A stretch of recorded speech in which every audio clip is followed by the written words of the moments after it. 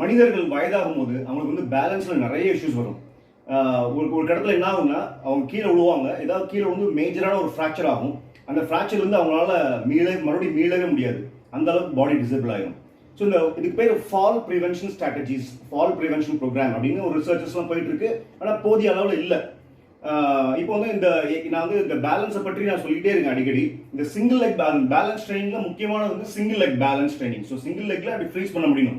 இந்த பாஸ்டரை ஃப்ரீஸ் பண்ணி கிட்டத்தட்ட ஒரு 15 செகண்ட்ஸ் 30 செகண்ட்ஸ் ஆச்சு நிற்க முடியும்.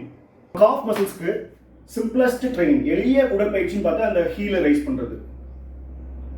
இது வந்து ஸ்ட்ரென்தனிங் டெக்னிக் மட்டும் இல்லை, ஒரு பேலன்ஸ் டெக்னிக் கூட. ஏன்னா நம்ம ஹீலை ரைஸ் பண்ணும்போது நம்ம பாடி வந்து ஃப்ரண்ட்ல போய் நம்ம கீழே விழ வாய்ப்பு இருக்கு. ஸோ அதனால அது எப்போ நம்ம ஹீலை ரைஸ் பண்ற அந்த டைம்லேயே வந்து நிறைய மெக்கானிசம்ஸ் வந்து பேலன்ஸ் மெக்கானிசம்ஸ் நடக்கும். அது மூலம் நிறைய மசில்ஸ் வந்து வேலை செய்யும்.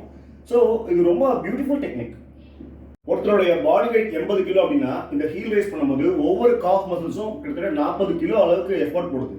ஆனாலும் அது அந்த மசில்ஸ் வந்து இந்த அளவுக்கு ஃபோர்ஸ் வந்து ஈஸியாக ஜெனரேட் பண்ணுது. ஏன்னா அந்த மசில் வந்து ரொம்ப பவர்ஃபுல் மசில். இந்த டெக்னிக், இந்த சிம்பிளஸ்ட் டெக்னிக் கூட எதுக்கு செவரை பிடிச்சி பண்றாங்கன்னு தெரியல. இந்த மாதிரி வால் பிடிச்சி. முதியவர்கள்னாலே அவங்க வந்து பிசிக்கலி மென்டலி ரொம்ப அன்ஃபிட்டா இருப்பாங்க. அவங்க நாலேஜ் ஸ்கில்லாம் ரொம்ப லிமிட்டடா இருக்கும். அவங்களோட பிலீவ்ஸ் தாட் ப்ராசஸ்லாம் ரொம்ப அவுடேட்டடா இருக்கும். அவங்களாம் வந்து உலகத்துக்கு ஒரு பர்டன் அப்படிங்கிற மாதிரி ஒரு டிஸ்கிரிமினேஷன் உலகம் ஃபுல்லாக இருந்துட்டே இருக்கும். அதுக்கு பேர் ஏஜிசம். ஆனால் உண்மையிலே பார்த்தீங்கன்னா குடும்பத்துக்கு ஒரு முக்கியமான பங்கு, அந்த கான்ட்ரிபியூஷன்ஸ் அவங்க ஏஜ் ஆனதுக்கப்புறம் பண்ணிகிட்டே இருப்பாங்க. வாய்ப்பு கிடைச்சா சமூகத்துக்கும் அவங்களால பண்ண முடியும்.